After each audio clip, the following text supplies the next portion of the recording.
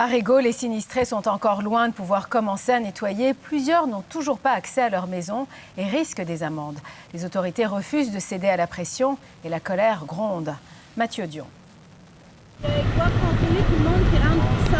C'est comme ça maintenant à Rigaud.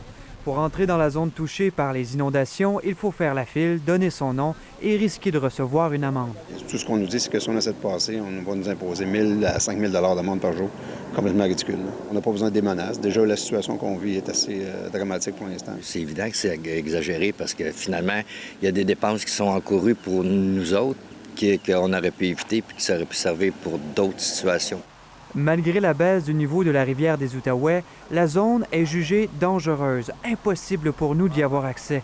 Si l'état d'urgence est levé, l'ordre d'évacuation demeure toujours en vigueur pour près de 500 résidences. On est en phase d'analyse, de vérifier que les accès sont sécuritaires avant de permettre aux gens de retourner. C'est une chance à prendre, mais ils sont corrects. En quelque part, ils ont été sport.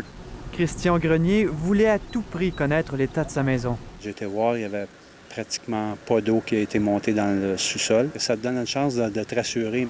À la ville de Rigaud, on laisse entendre que les enjeux juridiques seront réglés plus tard. Mais c'est une goutte de trop.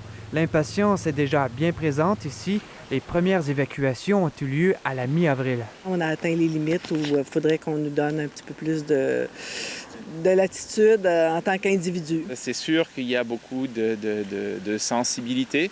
Les autorités feront le point lundi en soirée au centre communautaire Paul Brasseur. Pour informer les gens de la suite des procédures, des mesures de secours, des mesures d'aide pour réparer les dégâts. Signe d'espoir pour de nombreuses personnes évacuées. Dès mardi, il pourrait y avoir un retour progressif, mais après inspection de leur résidence. Ici Mathieu Dion, Radio-Canada, Rigaud.